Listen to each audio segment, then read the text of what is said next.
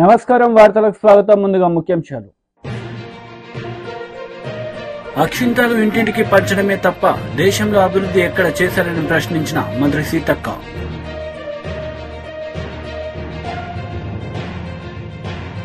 బనగానపల్లె నియోజకవర్గానికి గాను TDP MLA అభ్యర్థిగా బీసీ జనార్దన్ రెడ్డి శనివారం నాడు నామినేషన్ దాఖలు.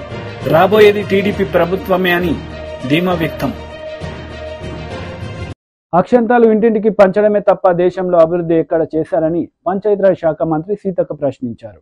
కాంగ్రెస్ ఆదిలాబాద్ పార్లమెంట్ అభ్యర్థి ఆత్రం సుగుణ గెలుపు కోసం ఎన్నికల ప్రచారంలో భాగంగా శనివారం మంచిర్యాల జిల్లా జన్నారం మండలం రాంపూర్, తిమ్మపూర్, తపాలపూర్ గ్రామాలలో ఖానాపూర్ ఎమ్మెల్యే భోజు పటేల్ తో కలిసి ఎన్నికల ప్రచారం నిర్వహించారు. అక్షంతలు ఇంటింటికి పంచడమే తప్ప దేశంలో అభివృద్ధి ఎక్కడా చూశారని పంచాయతీరాజ్ శాఖ మంత్రి సీతక్క ప్రశ్నించారు. కాంగ్రెస్ ఆదిలాబాద్ పార్లమెంట్ అభ్యర్థి ఆత్రం సుగుణ గెలుపు కోసం ఎన్నికల ప్రచారంలో భాగంగా శనివారం మంచిర్యాల జిల్లా జన్నారం మండలం రాంపూర్, తిమ్మాపూర్, తపాలపూర్ గ్రామాల్లో ఖానాపూర్ ఎమ్మెల్యే భోజు పటేల్ తో కలిసి ఎన్నికల ప్రచారం నిర్వహించారు. ఉపాధి హామీ కూలీల వద్దకు వెళ్లి కాంగ్రెస్ పార్టీకి ఓటేసి ఆత్రం సుగుణను గెలిపించాలని కోరారు. ఈ సందర్భంగా మంత్రి మాట్లాడుతూ కాంగ్రెస్ ప్రభుత్వ సహాయంలోనే ఉపాధి పథకాన్ని ప్రారంభించడం జరిగిందన్నారు. వందలాది మంది నిరుపేదలకు ఉపాధి కల్పించడం జరిగిందన్నారు. ప్రస్తుత బీజేపీ ప్రభుత్వం ఉపాధి హామీ రోజులను 100 రోజుల నుంచి 40 రోజులకు తగ్గించిందని ఆరోపించారు. దేశంలోనే పలు కంపెనీలను ప్రైవేట్ పరం చేసి పెద్దలకు కట్టబెట్టాలని ప్రధాని నరేంద్ర మోడీ చూస్తున్నారని ఆరోపించారు. రాష్ట్రంలో బీఆర్ఎస్ పార్టీ పనైపోయిందని, పార్లమెంట్ ఎన్నికల్లో బీఆర్ఎస్ కు ఒక సీటు కూడా రాదని అన్నారు. ఇచ్చిన హామీ ప్రకారం కాంగ్రెస్ ప్రభుత్వం మహిళలకు ఉచిత బస్సు ప్రయాణం, 500 రూపాయలకే గ్యాస్ సిలిండర్, ఉచిత కరెంట్ ని ఇస్తుందని ఎన్నికల కోడ్ కాగానే మిగతా హామీలు అమలు చేయడం జరుగుతుందని పేర్కొన్నారు. ముఖ్యమంత్రి రేవంత్ రెడ్డి భగవంతుని సాక్షిగా రుణమాఫీ గురించి ప్రకటన చేయడం జరిగిందని, ప్రజలు ఎవరి మాటలు వినకుండా అపోహలకు గురికాకుండా వచ్చే పార్లమెంటు ఎన్నికల్లో చేతి గుర్తుకు ఓటేసి మీ మండల బిడ్డ సుగుణను గెలిపించాలని కోరారు. ఈ కార్యక్రమంలో కాంగ్రెస్ పార్టీ మండల అధ్యక్షుడు ముజాఫర్ అలీఖాన్, సీనియర్ నాయకులు రాజశేఖర్, సుభాష్ రెడ్డి, మోహన్ రెడ్డి, సయ్యద్ ఇసాక్, మత్స శంకరయ్య, లక్ష్మీనారాయణ, రియాజుద్దీన్, ఫసీవుల్లా, మాణిక్యం, కరుణాకర్, ముత్యం, రాజన శంకర్, రాజేశ్వర్ తదితరులు పాల్గొన్నారు. ఈ రోజు ఇక్కడ ఆదిలాబాద్ జిల్లాలోని ఆదిలాబాద్ పార్లమెంట్ పరిధిలో ఉన్నటువంటి జన్నారం మండలం ఖానాపూర్ నియోజకవర్గం మా సోదరుడు వెడంబొజ్జు గారు, ఇక్కడ స్థానిక మండల నాయకులు అందరం కూడా వివిధ గ్రామాలకు ప్రచారానికి రావడం జరిగింది. ప్రజలలో మంచి స్పందన ఉంది. కాంగ్రెస్ ఏం గ్యారంటీ అని కొంతమంది దుర్మార్గులు దుష్ప్రచారం చేస్తారు. అందుకని ఇక్కడ జరుగుతున్న మేము ఇట్లా వెళ్తుంటే ఇక్కడ జరుగుతున్నటువంటి ఉపాధి హామీ కడివేడు ఉపాధి హామీ చట్టం కాంగ్రెస్ పార్టీ భూమి లేనటువంటి పేదలకు, పని దొరకనటువంటి శ్రామికుల కోసం ఆనాడు యూపీఏ చైర్పర్సన్ గా సోనియమ్మ ఇచ్చినటువంటి చట్టంతో ఈ రోజు ఉపాధి హామీ చట్టం 100 రోజుల పని వర్కులు నడుస్తుంది. ఈ 100 రోజుల పనే వారికి మేజర్ ఉపాధి. మీకందరికి కూడా తెలుసు, గతంలో కరోనా వస్తే హైదరాబాద్ వివిధ రాష్ట్రాలలో చదువుకోవడానికి పోయినోళ్లు, చదువుకున్నోళ్లు, ఉద్యోగాలు వదిలేసి వచ్చినటువంటి వాళ్ళు గ్రామీణ ప్రాంతాలకు వచ్చినప్పుడు ఏం దొరికిందంటే ఉపాధి. కరోనా టైంలో ఉపాధి హామీ పని. మరి మోడీ గారు ఏమిచ్చిర్రు? తాలి బనావో ఏంటి, తాలి బజావో, అదే విధంగా దీపం వెలిగించి, ఇవి 2 తప్ప ఏదైనా మార్గం ఇచ్చిరా? కాబట్టి రాబోయే కాలంలో బీజేపీతో రాజ్యాంగానికి ఎంతైతే ప్రమాదం ఉందో పేదలు చేసుకున్నటువంటి పనులకు కూడా, ఉపాధి హామీ చట్టానికి కూడా తూట్లు పొడిచే విధంగా నిర్ణయం తీసుకోబోతున్నారు. దానిలో భాగంగా ఇప్పటి వరకు 100 రోజుల పనిని 40 రోజులకు తగ్గించిండ్రు. అలా పని వేతనాలు కూడా పెంచడం లేదు. మా రాహుల్ గాంధీ గారు ఆ రోజు ఏదైతే ఉపాధి హామీ చట్టం తీసుకొచ్చిండ్రో ఆ చట్టం ప్రకారం 100 రోజులకు 100 రోజులు పని కల్పిస్తూ ప్రతిరోజు 400 కూలీ 100 రోజుల పని కూలీలకు ఇవ్వడం జరుగుతుంది. కాబట్టి దయచేసి రాష్ట్రంలో ఉన్నటువంటి ప్రజలందరూ కూడా ఆలోచించండి. ఇవాళ జరుగుతున్నటువంటి ఎన్నికలు ఒక 2 పార్టీల మధ్యనో 2 వ్యక్తుల మధ్యనో కాదు. ఈ దేశ ప్రజల కోసం త్యాగం చేసినటువంటి ఒక గాంధీ సిద్ధాంతంతో రాహుల్ గాంధీ ప్రజల కోసం, ప్రజల హక్కుల కోసం, పేదలకు మంచి జీవన ప్రమాణాలు ఎదుగుదల కోసం ఆయన కృషి చేస్తున్నాడు. మోడీ గారు కేవలం ఆనాడు కాంగ్రెస్ ఇచ్చినటువంటి అన్ని అసెట్స్, గవర్నమెంట్ అసెట్స్ అన్ని కూడా ఆస్తినంతా కూడా ప్రైవేటు వ్యక్తులకు, దోస్తులకు దోచిపెట్టి రాబోయే కాలంలో మన దేశంలోనే మనం పరాయి వారిగా బతికేటువంటి పరిస్థితి. బ్రిటిష్ వాడు వచ్చేటప్పుడు ఎట్లుండే, వ్యాపారం పేరుతో వచ్చారు. ఇప్పుడు కూడా బీజేపీ ప్రభుత్వం వ్యాపారుల చేతుల్లో ఉంది తప్ప పేద ప్రజల చేతుల్లో లేదు, రైతుల చేతుల్లో లేదు, నిరుద్యోగుల చేతుల్లో లేదు. కాబట్టి మోడీ వచ్చినాక దేశంలో నిరుద్యోగం పెరిగింది. ప్రతి సంవత్సరం 2 కోట్ల ఉద్యోగాలు అన్నాడు, 200 ఉద్యోగాలు కూడా మన ప్రాంతాలకు రాలే. కాబట్టి ఇవన్నీ దృష్టిలో పెట్టుకుని ఒక పేదింటి బిడ్డ, ఒక ఆదివాసీ బిడ్డ, మరి ఇదే ప్రాంతం ఈ జెన్నూరు మండలం నుంచి వచ్చినటువంటి బిడ్డ, సామాన్యురాలు, సాదాసీదా ఒక జీవీవికే టీచర్, ఒక గిరిజన విద్యా వికాస కేంద్రంలో పనిచేసేటువంటి టీచర్ కు కాంగ్రెస్ పార్టీ గుర్తించి రేవంత్ రెడ్డి గారు, అదేవిధంగా రాహుల్ గాంధీ గారు, ఖర్గే గారు, సోనియమ్మ గుర్తించి టికెట్ ఇవ్వడం జరిగింది. దయచేసి ఆమెను గెలిపించి 75 సంవత్సరాల తర్వాత మొదటిసారి ఒక మహిళ పార్లమెంట్ లో ఇక్కడ పార్లమెంట్ అభ్యర్థిగా నిలబడ్డది.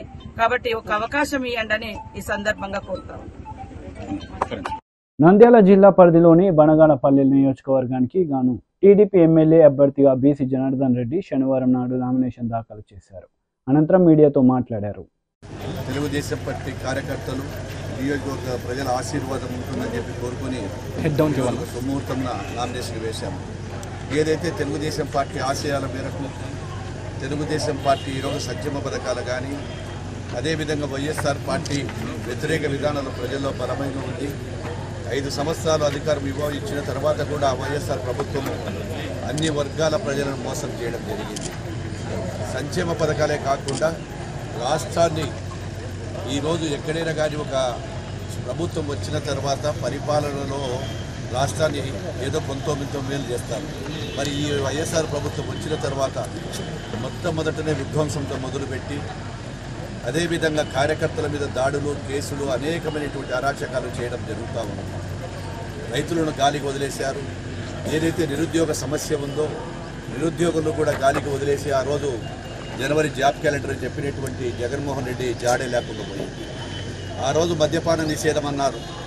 మద్యపానాన్ని కూడా ఆ రోజు నిషేధం చెప్పినటువంటి ఒక వ్యక్తి ఈరోజు మద్యపానానికి సంబంధించినటువంటి బాండ్లను కొదువకు పెట్టి నిషేధించేదాన్ని షరతుల వాడికి పోయి విడతల వారిగా లోన్లు తీసుకొని ప్రజల మీద ఈరోజు భారం మోపడం జరిగింది. ఆ రోజు విద్యుత్ బిల్లులు పెంచనన్నాడు. రాష్ట్రంలో ఎక్కడా లేని, ఏ రాష్ట్రంలో లేని విధంగా విద్యుత్ బిల్లులు, ఆర్టీసీ ఛార్జీలు పెంచడం జరిగింది. అదేవిధంగా ప్రతి ఒక్కరిని కూడా నేను మైనార్టీలను ముఖ్యంగా ఆదుకుంటానని చెప్పి ఈరోజు మైనార్టీలను కూడా గాలికి వదిలేయడం జరిగింది. విదేశీ విద్య కావచ్చు, సంక్షేమ పథకాలు కావచ్చు, రంజాన్ తోఫా కావచ్చు, వాళ్ళకు ఉన్నటువంటి గురులే గారికి ఇచ్చేది కావచ్చు, అదేవిధంగా మసీదుల రిపేర్కి ఇవ్వడం కానీ, పేస్మాములకు, ఇమాములకు ఇచ్చేటువంటి ప్రతి దాంట్లో కూడా మైనార్టీలను మోసం చేసి గత ప్రభుత్వంలో ఎంతోమందికి రుణాలు కూడా ఇవ్వడం జరిగింది. అందరినీ కూడా సమానంగా చూసేటువంటి ప్రభుత్వం తెలుగుదేశం ప్రభుత్వం. ఈరోజు వాళ్ళు గొప్పగా చెప్తా ఉన్నారు అధికారంలో వచ్చిన తర్వాత చేస్తున్నామని. ఎక్కడ కూడా ప్రజలు ఈరోజు తిరగబడ్డారు. ఫ్యాను రెక్కలు విరిగిపోయాయి. జనమంతా కూడా వెంట పడుతూ ఉన్నారు. ఎక్కడికి వెళ్ళినా తెలుగుదేశం మళ్ళీ ఒక చంద్రబాబుతోనే రాష్ట్రం బాగుపడాలంటే సాధ్యము. అనుభవం గల నాయకుడు రావాలి. ఒక్క ఛాన్స్తో మోసపోయాము, మళ్ళీ మోసపోమని చెప్తున్నారు. ఖచ్చితంగా తెలుగుదేశం పార్టీ అధికారంలోకి వస్తుంది. ప్రజలు విజయకేతం వెలిగిస్తున్నారు.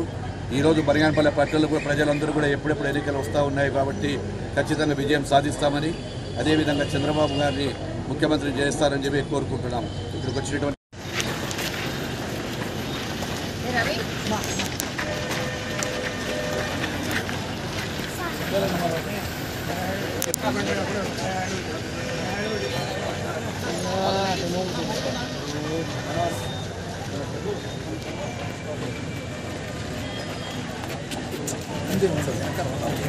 వైఎస్ షర్మిల ప్రెస్ మీట్ నిర్వహించారు. ఈ సందర్భంగా పలు అంశాలపై ఆమె మాట్లాడారు.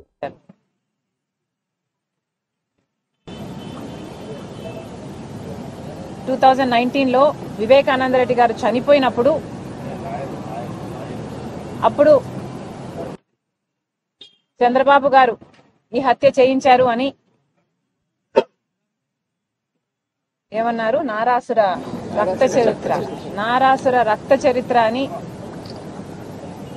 మాట్లాడిన వాళ్ళు, సాక్షిలో పెద్ద పెద్ద బ్యానర్లు, సాక్షి ఛానల్లో మారుమ్రోగించిన వాళ్ళు, అప్పుడు ఎలక్షన్లప్పుడు వాళ్ళు మాట్లాడొచ్చు, దాంట్లో తప్పులేదు. ఇప్పుడు 5 సంవత్సరాలైనా న్యాయం జరగకపోతే మేము గొంతెత్తితే అది కూడా ఏదైతే సాక్ష్యాలు ఆధారాలతో సిబిఐ చెప్తుంటే ఆ విషయాలు మేము మాట్లాడుతుంటే మేము మాట్లాడడానికి వీల్లేదు అంటున్నారు. ఇది న్యాయం అవునో కాదో రాష్ట్ర ప్రజలందరూ గమనిస్తున్నారు. జగన్మోహన్ రెడ్డి గారికి ఒక చిన్న రాయి తగిలితే దానికి హత్యాయత్నం అని పెద్ద బ్యానర్ ఐటంగా వేసుకున్నారు. అంటే ఒక చిన్న రాయితో మిమ్మల్ని హత్య చేసేంత ప్రయత్నం జరిగింది అని మీరు చెప్తున్నారు. మరి చిన్న రాయితో కొడితేనే మీకు హత్యాయత్నంలా ఉంటే రాజశేఖర రెడ్డి గారి తమ్ముణ్ణి వివేకానంద రెడ్డి గారిని ప్రజానాయకుణ్ణి 7 సార్లు తల మీద గొడ్డలితో నరికి నరికి నరికి నరికి నరికి నరికి నరికి 7 సార్లు నరికితే ఆయన మెదడులో ఉన్న ఎంకలు కనిపిస్తున్నాయి. ఆయన మెదడు బయటకు వచ్చింది. తల మీద ఉన్న ఎంకలు కనిపిస్తున్నాయి. మెదడు బయటకు వచ్చింది. కానీ అది మాత్రం సాక్షికి హార్ట్ అటాక్ లాగా ఎందుకు కనిపించిందో జగన్మోహన్ రెడ్డి గారు సమాధానం చెప్పాలి. చనిపోయినప్పుడు వివేకానంద రెడ్డి గారు చనిపోయినప్పుడు సిబిఐ కోరిన జగన్మోహన్ రెడ్డి గారు, సిబిఐ ఎంక్వైరీ కోరిన జగన్మోహన్ రెడ్డి గారు అధికారంలోకి వచ్చిన తర్వాత సిబిఐ ఎంక్వైరీని ఎందుకు వద్దన్నారో జగన్మోహన్ రెడ్డి గారు ప్రజలకు సమాధానం చెప్పాలి. సిబిఐ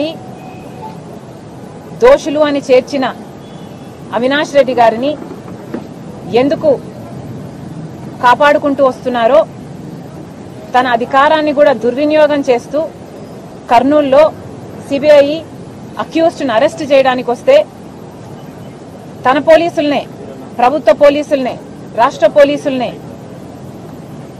కంచెగా వేసి జగన్మోహన్ రెడ్డి గారు అధికార దుర్వినియోగం చేసి ఎందుకు కాపాడారో ఒక అక్యూజ్డ్ని రాష్ట్ర ప్రజలకు జగన్మోహన్ రెడ్డి గారు సమాధానం చెప్పాలి. 5 సంవత్సరాలుగా మీరు కాపాడడం ఒక ఎత్తు అయితే 5 సంవత్సరాల తర్వాత ఒక అక్యూజ్డ్ని, అది కూడా రాజశేఖర రెడ్డి గారి సొంత తమ్ముడు వివేకానంద రెడ్డి గారిని అతి క్రూరంగా ఘోరంగా చంపించారు అని అక్యూజ్డ్ గా సిబిఐ చేర్చిన వాడిని మీరు ఎందుకు మళ్లీ ప్రోత్సహిస్తున్నారు, ఎందుకు మళ్లీ ఎంపీ టికెట్ ఇచ్చారో రాష్ట్ర ప్రజలకు జగన్మోహన్ రెడ్డి గారు సమాధానం చెప్పాలి. అన్నిటికంటే ముఖ్యంగా జగన్మోహన్ రెడ్డి గారు సమాధానం చెప్పాలి. 5 సంవత్సరాల క్రితం వివేకానంద రెడ్డి గారిని ఘోరంగా నరికి చంపడం జరిగింది. చంపిన వాళ్ళు వీళ్ళు, చంపించిన వాళ్ళు వీళ్ళు అని సిబిఐ ఛార్జ్ షీట్ లో స్పష్టంగా వాళ్ళ పేర్లతో సహా చేర్చి చెప్పడం జరిగింది. ఇవన్నీ సరిపోవన్నట్టు వివేకానంద రెడ్డి గారిని ఒకసారి చంపించడం సరిపోదు అన్నట్టు ఎన్నిసార్లు వివేకానంద రెడ్డి వ్యక్తిత్వాన్ని మీరు మళ్లీ మళ్లీ ఇంకెన్నిసార్లు చంపుతారో ప్రజలకు సమాధానం చెప్పాలి. ఒకసారి గొడ్డలితో నరికి ఎంత ఘోరంగా చంపారో రాష్ట్రమంతా చూసింది. ఆ తర్వాత గత 5 సంవత్సరాలుగా కనీసం ఒక 500 సార్లు వివేకానంద రెడ్డి గారిని, ఆయన వ్యక్తిత్వాన్ని మీరు మళ్లీ మళ్లీ ఖూనీ చేశారు. ఎందుకు అని అడుగుతున్నాం. పైనేమో కుప్పం నియోజకవర్గ టీడీపీ ప్రస్తుత మాజీ ప్రజా ప్రతినిధులతో నారా భువనేశ్వరి ముఖాముఖి కార్యక్రమంలో పాల్గొన్నారు. ఈ సందర్భంగా పలు అంశాలపై ఆమె మాట్లాడారు. వాళ్ళ కోసం, వాళ్ళ కుటుంబం కోసం, వాళ్ళ బిడ్డల కోసం, వాళ్ళ భావి తరాల కోసం మీరు కూడా గుర్తుంచుకోవాలి. చివరికి అది మన కోసం, మన ఆంధ్ర రాష్ట్రం కోసం. అందుకే మీరు కింద గ్రామాలకు వెళ్ళి మీరు తప్పకుండా పనిచేయాలని నేను కోరుతున్నాను. ఏదో ఈ నాయకుడు వస్తాడో అతను వచ్చి చేసుకుంటాడు మనకెందుకు అనే భావనలన్నీ పక్కన పెట్టి మీరందరూ ముందుకి రావాలని నేను కోరుకుంటున్నాను. అట్లానే 5 సంవత్సరాలు మన తెలుగుదేశం కార్యకర్తలు నేను మర్చిపోను. చాలా మంది ఈ రాక్షస ప్రభుత్వం చూపించండి, ఎట్లయినా ఆ కార్యకర్త బయటికి రావాలి అనేదే ఆయన లక్ష్యంతో ఆయన ముందుకెళ్తున్నారు.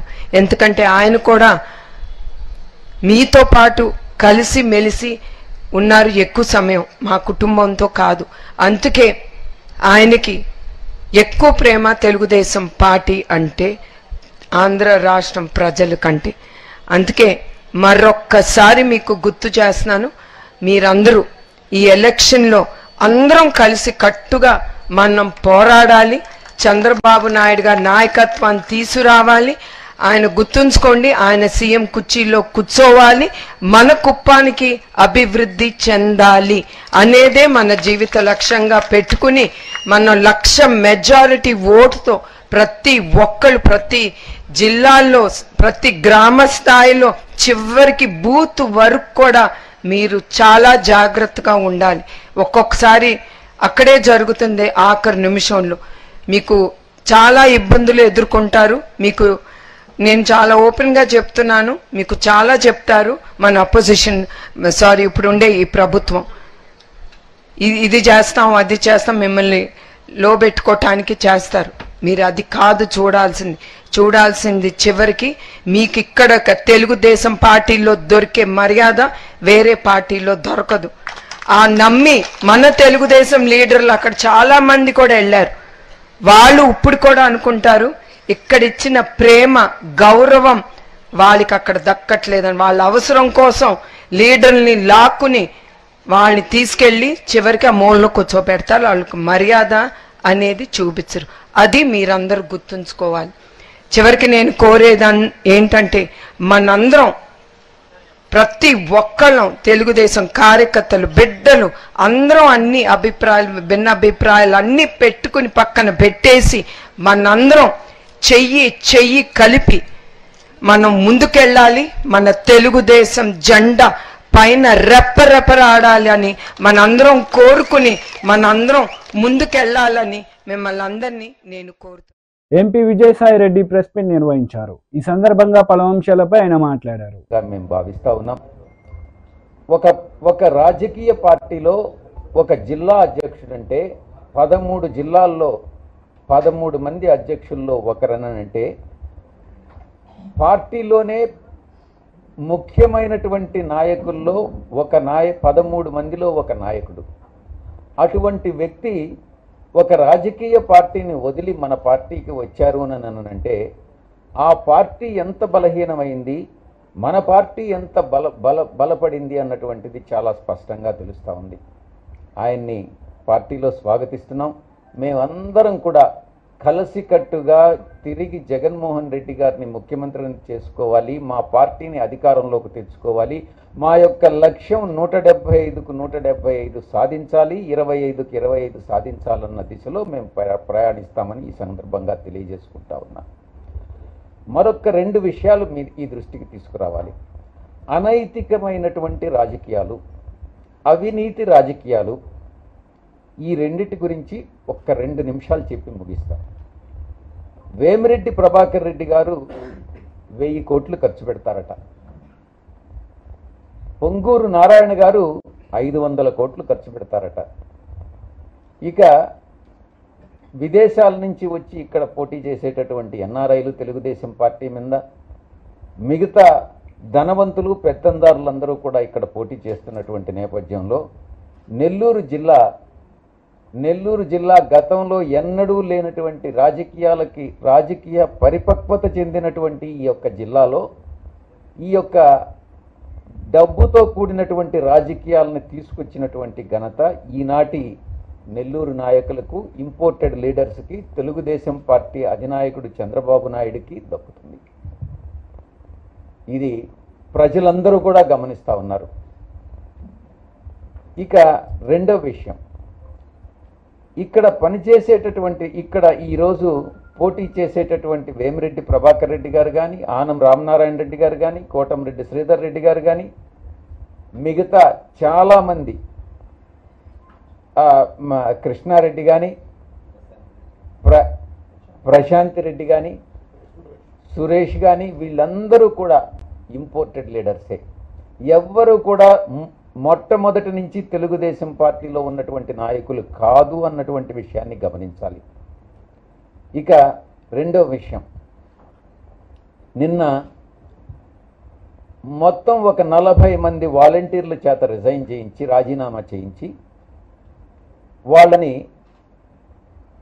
తెలుగుదేశం పార్టీలో చేర్చుకొని వాళ్ళకి మేము నారాయణ గ్రూప్ విద్యా సంస్థల్లో అంటే విద్యను వ్యాపారంగా పరిగణించి చేసేటటువంటి కోట్లు ఆర్జించి జలగల్లాగా తల్లిదండ్రులను పీడించేటటువంటి నారాయణ అనేటటువంటి వ్యక్తి స్థాపించినటువంటి ఈ యొక్క సంస్థల్లో ఉద్యోగం కల్పిస్తామని ఈ 40 మందికి ఆశ చూపించి తీసుకున్నటువంటి వాళ్ళు ఈరోజు మా పార్టీలో తిరిగి పునఃప్రవేశం చేయడం జరిగింది. అంటే నేను ఒక్కటే చెప్తా ఉన్నా, ఎవరికి ఎంత డబ్బు, ఎందుకనంటే వీళ్ళందరూ పెత్తందారులు, డబ్బున్నటువంటి వాళ్ళు, సూపర్ రిచ్ అయినటువంటి నాయకులు, ఎంత డబ్బు ఇచ్చినా తీసుకోండి, ఓటు మాత్రం వైఎస్ఆర్సీపీకి వేయండి అని ఈ సందర్భంగా నేను మనవి చేసుకుంటా ఉన్నా. ఆ వాలంటీర్లందరూ ఈరోజు తిరిగి మా పార్టీలోకి వచ్చారు. అంటే వాళ్ళ మనసంతా కూడా వైఎస్ఆర్సీపీ మీదనే ఉంది. వారి నిజమైనటువంటి అభిమాన నాయకుడు వైఎస్ఆర్సీపీ అధినేత జగన్మోహన్ రెడ్డి గారే. కాబట్టి ఈ యొక్క పార్టీని పార్టీలో ఉన్నటువంటి వాళ్ళని ఎవ్వరూ కదిలించలేరు, డబ్బుతో కొనలేరు అన్నటువంటి విషయాన్ని నేను స్పష్టంగా చెప్తా ఉన్నా. ఆఖరి అంశం, నారాయణ గారు, వేమిరెడ్డి ప్రభాకర్ రెడ్డి గారు, చంద్రబాబు నాయుడు గారు, మిమ్మల్ని ఒక ప్రశ్నిస్తున్నా. మీరు బీజేపీ మతతత్వ పార్టీ అయినటువంటి బీజేపీతో జతగట్టారు. మేము ఏ రోజు ఏ పార్టీతో కూడా పొత్తు పెట్టుకోలే, పొత్తు పెట్టుకోము కూడానని మేము గతంలో చెప్పాం, ఇప్పుడు చెప్తున్నాం, భవిష్యత్తులో కూడా ఏ పార్టీతో పొత్తు పెట్టుకోము. రాష్ట్ర ప్రభుత్వ ప్రయోజనాల కోసం కేంద్ర ప్రభుత్వాన్ని బలపరిచామే కానీ మేము. వైసీపీ మహిళా నేత వాసిరెడ్డి పద్మ మీడియా సమావేశం నిర్వహించారు. ఈ సందర్భంగా పలు అంశాలపై ఆమె మాట్లాడారు. సరిపోక ఎదురు నిలబడలేక పారిపోతూ చివరికి రాళ్లు రవ్వటం, మారణాయుధాలతో దాడులు చేయటం, బైకులతోటి గుద్ది చంపడం, ఇట్లాంటి అనేక రౌడీ రాజకీయాలకి పాల్పడుతున్నారు అనేటటువంటిది కనపడుతోంది. నిన్న చంద్రబాబు నాయుడు గారు ఆలూరు సభలో మాట్లాడుతూ ఏమంటారండి, ఈ 5 ఏళ్లలో రాష్ట్రం సర్వనాశనమైందట. చంద్రబాబు, మీకు అసలు అభివృద్ధి చేయడం అంటే ఏంటో తెలుసా? మీకు అసలు పరిపాలన అంటే చేయడం అంటే ఏంటో తెలుసా? ఈరోజు ప్రజలు అడుగుతున్నటువంటి మాట ఇది. మీకు పాలన చేతనైతే మీరు ఇంటింటికి ఎందుకు సంక్షేమ పథకాలని గడప దగ్గరికి ఎందుకు అందించలేకపోయారు? వాలంటరీ వ్యవస్థ లాంటి గొప్ప ఆలోచన మీరు ఎందుకు చేయలేకపోయారు? సచివాలయ వ్యవస్థ లాంటివి ఈ రోజున గ్రామ పరిపాలన, గ్రామం దగ్గరికి తీసుకొచ్చినటువంటి వ్యవస్థల్ని మీరు ఎందుకు ఆలోచించలేకపోయారు? మీకు అసలు పాలన చేతనైతే ఎందుకు ఈ రోజున పోర్టుల్ని డెవలప్ చేయలేకపోయారు? ఎందుకు ఈ రోజున ప్రభుత్వ ఆసుపత్రులను కట్టలేకపోయారు? ఎందుకు ఈ రోజున ప్రభుత్వ స్కూళ్లని ఆధునీకరించలేకపోయారు? మంచి విద్యను పేదలకు అందించలేకపోయారు? ఏ రకంగా చూసుకున్నా మీరు నిండు సున్నా. అందుకనే ఇవాళ కూడా మీరు 2014లో నా పాలన ఎలా ఉందో చూసి ఓటేయండి అని అడగలేకపోతున్నారు చంద్రబాబు. 2014లో తన పాలన ఏంటో చూసి ఓటేయమని అడగలేకపోతున్నారు. భవిష్యత్తులో నేను చేస్తాను అని చెప్పలేకపోతున్నారు. మైకు తీసుకుంటే జగన్మోహన్ రెడ్డి గారిని తిట్టడం తప్ప మరొక ఎజెండా లేదు. జగన్మోహన్ రెడ్డి గారిని ఆయన పరివారము, ఎల్లో మీడియా ఒక పెద్ద బ్రహ్మాండమైనటువంటి ఒక చిత్రాలతోటి, అభూత కల్పనలతోటి జగన్మోహన్ రెడ్డి గారిని ఒక బూచిగా చూపించేటటువంటి ప్రయత్నం చూస్తే రాష్ట్ర ప్రజలకు నవ్వొస్తోంది. మీ ఎజెండా ఏమిటి అంటే జగన్మోహన్ రెడ్డి గారు ఒక బూచి, జగన్మోహన్ రెడ్డి గారికి సంబంధించినటువంటి ఒక క్రూరత్వాన్ని మీరు ఏదో చెప్పాలనేటటువంటి ఒక తాపత్రయం, పిచ్చి ప్రయత్నాలు ఈ రోజు ప్రజల ముందు మీ డొల్లతనం ఏంటో చెప్తూ ఉన్నాయి. ఎవరైనా పార్టీ పెడితే, ఎవరైనా ఎన్నికల్లో అధికారంలోకి రావాలనేటటువంటి వాళ్ళు మాట్లాడితే మేము అధికారంలోకి వస్తే ఇది చేస్తామనేటటువంటి ఎజెండా మాట్లాడతారు. కానీ ఈ రోజు చంద్రబాబు గాని, కూటమి నేతలు గాని, పవన్ కళ్యాణ్ గాని, మరొకళ్ళు బీజేపీ నేతలు గాని ఎవరు ఈ రోజున ప్రజల ముందుకు వచ్చినా కూడా జగన్మోహన్ రెడ్డి గారిని తిట్టడం తప్ప ఇంకొక ఎజెండా లేదు. ఇంకా మాట్లాడితే చంద్రబాబు నాయుడు గారు ఏం చెప్తున్నారు? నన్ను చూసి కాదు కూటమి చూసి ఓట్లేయండి అంటున్నాడు. 2014లో తన పాలన చూడొద్దంట. అదేవిధంగా చంద్రబాబు నాయుడు గారి అభివృద్ధి ఏమిటో, ఆయన పాలన దక్షత ఏంటో అవేమీ చూడొద్దంట. కూటమిని చూసి ఓటేయాలంట. ప్రశాంత వాతావరణంలో పార్లమెంట్ ఎన్నికలు జరిగేలా పకడ్బందీ ఏర్పాట్లు చేస్తున్నామని కరీంనగర్ జిల్లా ఎన్నికల అధికారి జిల్లా కలెక్టర్ పపెల్లా సత్పతి వెల్లడించారు. 3rd మే నాడు హోమ్ ఓటింగ్ ఫెసిలిటీ వాళ్ళ ఇంటికి పోయి పోలింగ్ పర్సనల్ టీం ఏర్పాటు చేసి వాళ్ళ ఇంటికి పోయి ఓట్ వేసుకోవడం జరుగుతుంది.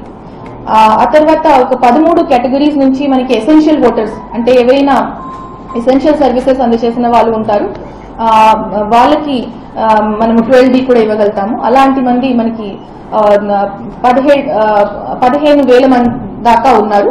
సో వాళ్ళకి ఫామ్ 12D మనం అందజేస్తాము. ఒకవేళ వాళ్ళు పోలింగ్ స్టేషన్ కి రాకుండా ఇక్కడ 12D యూజ్ చేయాలనుకుంటే ఈ విధంగా యూజ్ చేయొచ్చు 12D. తర్వాత పోస్టల్ బ్యాలెట్స్ కూడా గత సాధారణ ఎన్నికల అసెంబ్లీ ఎన్నికలలో మనకి almost second in the state ఉన్నాం. మనం 8,800 వరకు పోస్టల్ బ్యాలెట్స్ మనము అందజేయడం జరిగింది, మనకి తిరిగి రావడం జరిగింది పోస్టల్ బ్యాలెట్స్. సో ఈసారి కూడా పార్లమెంటరీ కాన్స్టిట్యున్సీ వాటికి చూస్తే 12,000 వరకు మనకి అవకాశం ఉంటుంది పోస్టల్ బ్యాలెట్స్ రావడం. టెస్లా అధినేత ఎలాన్ మస్క్ భారత పర్యటన వాయిదా పడింది. ఈ నెలాఖరులో మస్క్ భారత్లో పర్యటించి ప్రధాని మోదీతో భేటీ కావాల్సి ఉంది. దురదృష్టవశాత్తు టెస్లా వ్యాపార బాధ్యతలు నిర్వహించాల్సి ఉన్నందున భారత పర్యటన వాయిదా వేసుకోవాల్సి వస్తుందని ఎలాన్ మస్క్ ఎక్స్లో పోస్ట్ చేశారు.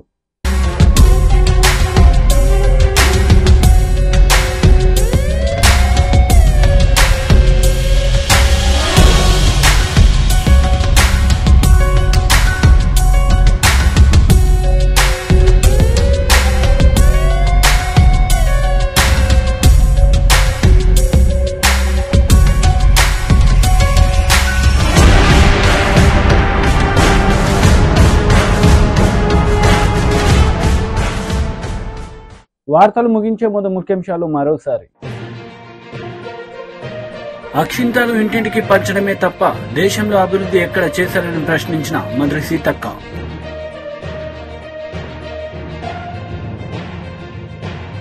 బనగానపల్లె నియోజకవర్గానికి గాను టీడీపీ ఎమ్మెల్యే అభ్యర్థిగా బీసీ జనార్దన్ రెడ్డి శనివారం నాడు నామినేషన్ దాఖలు.